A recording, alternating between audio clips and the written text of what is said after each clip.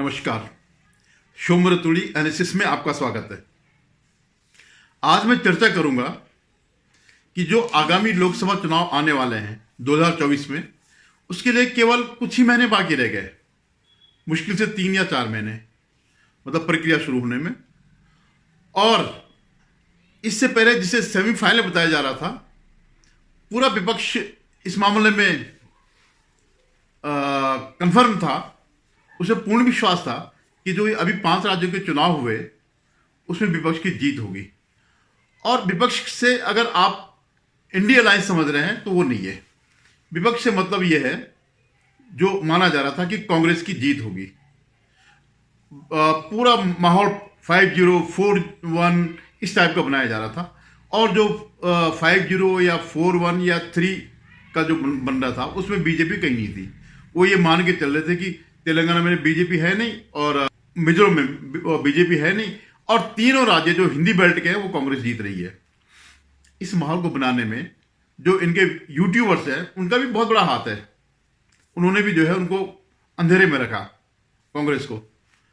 तो थोड़ा सा उनको एक, उससे पहले कर्नाटक और हिमाचल का तो जीत ही चुके थे, तो कांग्रेस के अंदर एक बड़ा आत्मविश्वास था कि 2024 में हम सरकार बनाएंगे। और इसी उसमें उन्होंने जो इंडिया अलायंस के जो बाकी घटक दल हैं उनके खिलाफ भी थोड़ा बदसलूकी करी, वो आपने देखा ही होगा। खैर, चुनाव परिणाम उसके बिल्कुल विपरीत आए। तीनों हिंदी बेल्ट में बीजेपी ने सफाया कर दिया। और मध्य प्रदेश जैसे राज्य में तो वो 2/3 के आसपास पहुंच गई। वैसे मैं आपको बता दूं कि मध्य प्रदेश के बारे में शुरू से ही ये था कि वो बीजेपी हारने वाली है। पूरा मीडिया में यही माहौल था। लेकिन इकलौता मैं एक ऐसा यूट्यूबर हूं जिसने 2/3 मेजोरिटी की बात करी थी। मैं अभी आपको उसका थंबनेल दिखाता हूं। जब 2 महीने पहले, जिस दिन बीजेपी ने अपने मंत्री और सांसद उतारे, उसी दिन मैं समझ गया था बाजी पलट गई है और बीजेपी बहुत बड़ा गेन करने जा रही है। ये आप मेरा थंबनेल देख लीजिएगा। अब मैं आगे की बात कर रहा हूं। तो ये लगभग निष्फिक्र थे, लेकिन कुछ इनके सामने कुछ प्लानिंग भी चल रही थी। कुछ उन्होंने रेडिकलाइज भी लोगों को किया, और उसका आपने संसद में, अभी जो संसद में आतंकी हमला हुआ, उसके परिणाम आपने देख लिए। आज वही लोग जो कह रहे हैं कि संसद में सुरक्षा में चूक हुई, गृह मंत्री को इस्तीफा देना चाहिए, वही आज लोग कह रहे हैं कि इनके खिलाफ कोई कार्रवाई नहीं होनी चाहिए। ये बेरोजगारी की वजह से हुआ या महंगाई की वजह से हुआ। हालांकि बेरोजगारी जैसे कोई बात ही नहीं थी। पूरे लंबे पीरियड बाद जो है भारत में बेरोजगारी की दर कम हो गई है। 2-3% के आसपास अभी SBI की रिपोर्ट आई थी, तो उसमें बताया गया कि क्या स्थिति है। खैर, ये जो 4-5-6 लोग जो इसमें पकड़े गए, इनमें से जो सागर शर्मा और मनोरंजन डी जिन्होंने कूदा, जो पार्लियामेंट में कूदे। सागर शर्मा तो ई रिक्शा चला रहा है, तो रोजगार है। ई रिक्शा चला रहा है तो स्वाभाविक रूप से कि उसकी क्वालिफिकेशन हुई होगी। मनोरंजन डी जो है, उसने देवागौड़ा के सिफारिश पर उसने इंजीनियरिंग कर दी। बीच में कहीं थाईलैंड वाले में गया था, जहां भी गया होगा। तो ऐसे वो नहीं था कि आज जो है पूरे देश में जॉब की कोई कमी नहीं है। मतलब अगर आपके पास स्किल है, वो जो बेचारी नीलम देवी हैं, नीलम आजाद दिखती हैं, उन्होंने 10-15 डिग्रियां लगा रखी है। अगर आपके पास कुछ नहीं है, तो अगर आपके पास पढ़ाई की डिग्री है तो आप ट्यूशन करके भी कर सकते हैं। खैर, ये छोड़िए। तो ये इनका शुरू से ही जो है, जब ये सारी स्थिति खराब हो गई तो ऐसा लगता है कि कांग्रेस ने ये सब शुरू करना, इस प्लानिंग को जो है, हालांकि प्लानिंग पहले चल रही थी, लेकिन एग्जीक्यूट करने का दिन तय कर लिया। और जो राजीव गांधी बाहर जा रहे थे विदेश यात्रा पर, जैसे कि उनकी एक वो है जाने के तुरंत बाद, तो उन्होंने अपनी विदेश यात्रा रोक दी और उस दिन वो संसद में रहे। ये हो गया। तो ये सब देखते हुए कांग्रेस ने कई टूल किट अपने उतार लिए। कांग्रेस को भारत में कम समर्थन मिलता और विदेशों में ज्यादा समर्थन मिलता। अभी जो लेटेस्ट टूल किट है वो है USCIRF, United states commission of international religious freedom. मतलब विदेशों में फ्रीडम क्या है, उस पर जो है एक इनका अपना एनजीओ टाइप का, जैसे हमारे यहाँ बहुत से एनजीओ हैं। तो ये इसने भारत को जो है कंट्री ऑफ पर्टिकुलर कंसर्न, तो इन्होंने सिफारिश करी अपनी सरकार से कि भारत को जो है एक वैसी कैटेगरी में डाल जाए जहां की अराजकता जैसी, या जहां की स्थिति चिंताजनक है। तो ये इनका टूल किट है। तो क्या उसके पीछे क्या है कि भारत जो है पन्नू के खिलाफ क्यों बोल रहा है? जो गुरपतवंत सिंह मान जो पन्नू है, जो खालिस्तानी है, उसके खिलाफ क्यों बोल रहा? निजर के खिलाफ क्यों बोला भारत, जिस निजर की हत्या हुई कनाडा में? तो इनका जो है ये जो इस टाइप के एनजीओ हैं, ये चाहता है कि हम हर देश में जाकर के ऐसे लोगों को पकड़े जो उस देश में अराजकता पैदा करे, जो वहां अशांति पैदा करे। और आप जानते हैं इस बात को, बहुत लंबा इतिहास है अमेरिका का, दूसरे देशों में जाकर के आतंक करना, परिस्थितियां बिगाड़ना और मिलिट्री या दूसरे किस्म की कूप करना, ताकि जो है वहां की सरकार को बदलना, उखाड़ना, मारना, ये सब करते। तो इन्हीं जैसे लोगों की वजह से ये इतिहास है। और भारत अपनी सुरक्षा क्यों नहीं करेगा? क्यों नहीं इनके खिलाफ कार्रवाई करेगा? वो तो आप दो ना, भारत का तो अपराधी वांटेड, क्यों नहीं आप देते ऐसे अपराधी को? ये कहां से स्वतंत्रता सेनानी हो गया? तो जो ये USCIRF जो है वो बाइडेन सरकार पे कह रहा है कि साहब ये भारत को ऐसी कैटेगरी में डाल दो। अभी एक नया ताजा टूल किट इन्होंने और निकाला। एक SC के सुप्रीम कोर्ट के रिटायर्ड जज है रोहिंटन नरीमन को भी अब इन्होंने उखाड़ना शुरू कर दिया।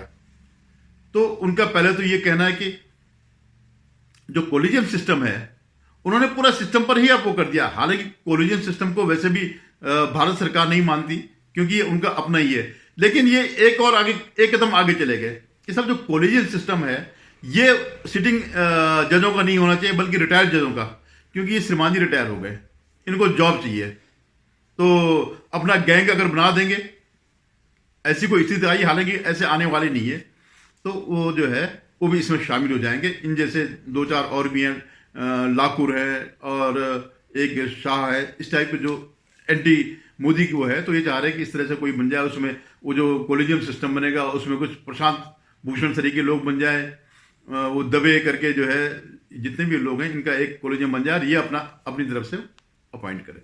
खैर, फिर उसका क्या कहना है कि बीबीसी में जो वो निकली थी, बीबीसी ने एक डॉक्यूमेंट्री बनाई थी मोदी जी के ऊपर, तो नहीं था लेकिन उसके ऊपर था, जो गोधरा में जो हिंदू जलाए गए थे रेलवे बोगी पर, उसके बाद जो कांड हुआ था गुजरात में, तो उसमें वो डॉक्यूमेंट्री बनाई थी, इंडिया द मोदी क्वेश्चन। मतलब उनका इनडायरेक्टली कहना यह है कि जो गुजरात में जो दंगे हुए 2002 में, उसके पीछे मोदी का हाथ है। हालांकि ये पूरा लंबी प्रक्रिया चल करके 20-22 साल बाद जो है सुप्रीम कोर्ट तक से, सीट से और हर किस्म की जांच से जो है मोदी जी बरी हो गए, गुजरात सरकार बरी हो गई, लेकिन वो इसको जिंदा जलाए रखना चाहते हैं। वो इश्यू को, एक फर्जी इश्यू को जो है, क्यों बीबीसी क्यों चाहते हैं? क्योंकि बीबीसी पे जो है जिन लोगों को प्रभाव है, वो नहीं चाहते हैं कि भारत एक मजबूत देश बने, भारत मोदी जी मजबूती से देश को आगे ले जाए। तो इस ढंग से वो उन्होंने किया, तो उसको भारत में बैन कर दिया। तो कह रहे फ्रीडम ऑफ जो है एक्सप्रेशन या स्पीच जो है ये मारा जा रहा है, मीडिया पे जो है फ्रीडम।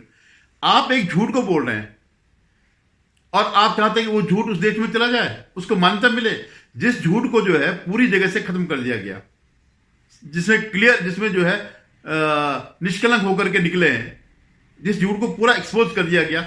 और उस झूठ को जो बनाने वाले थे तीस्ता शीतलवाल जैसी महिलाएं, जिन्होंने फर्जी सबूत इकट्ठे किए, उसको भी सुप्रीम कोर्ट ने बता दिया कि हाँ ये फर्जी है।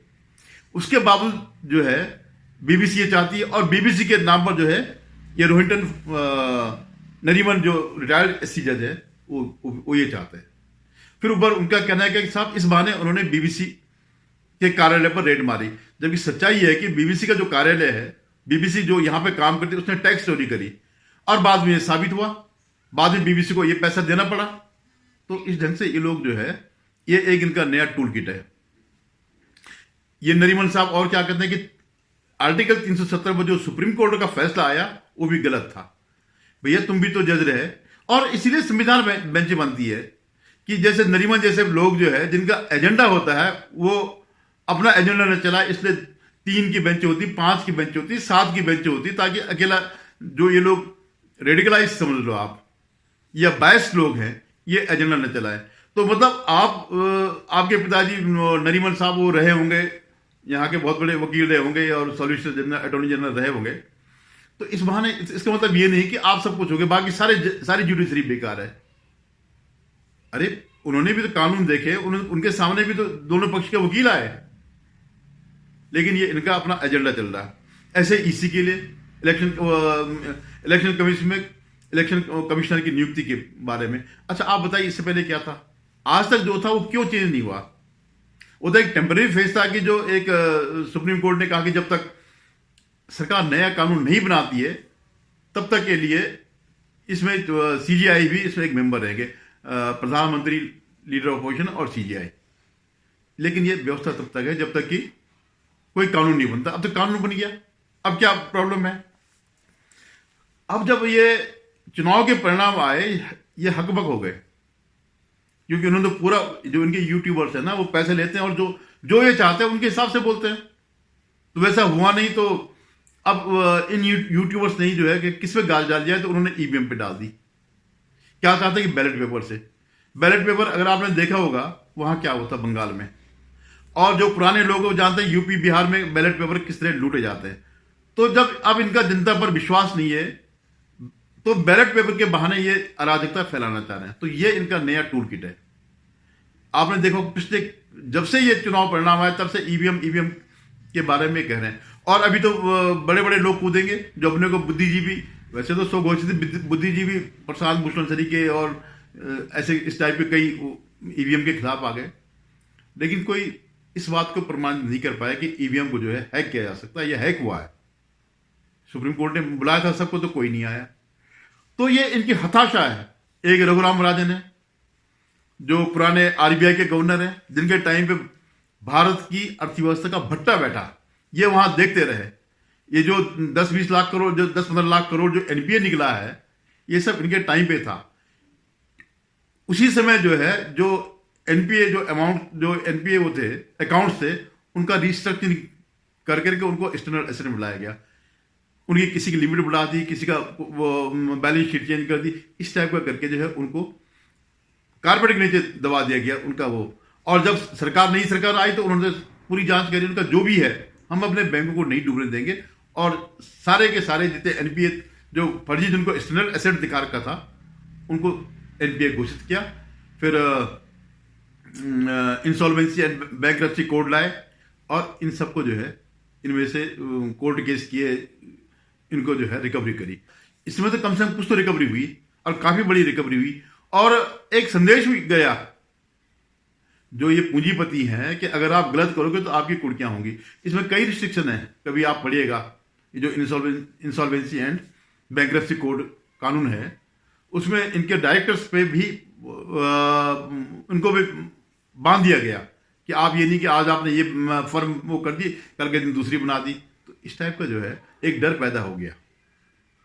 तो ये इस टाइप के इनके जो है टूल किट जो है नए नए हर दिन आ रहे हैं। अभी 2-3 महीने रह के अभी बहुत कुछ आएगा, अभी नए नए टूल किट आएंगे, आप देखते रहिएगा। इन 3 महीने में बहुत कुछ देश की राजनीति में जो है चेंजेस आएंगे और नए नए किस्म के जो है उपद्रव होंगे।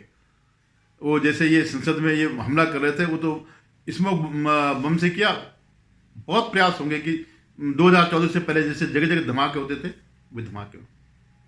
धन्यवाद। अगर आपको मेरा वीडियो पसंद आए तो इसे लाइक कीजिएगा, शेयर कीजिएगा और सब्सक्राइब कीजिएगा।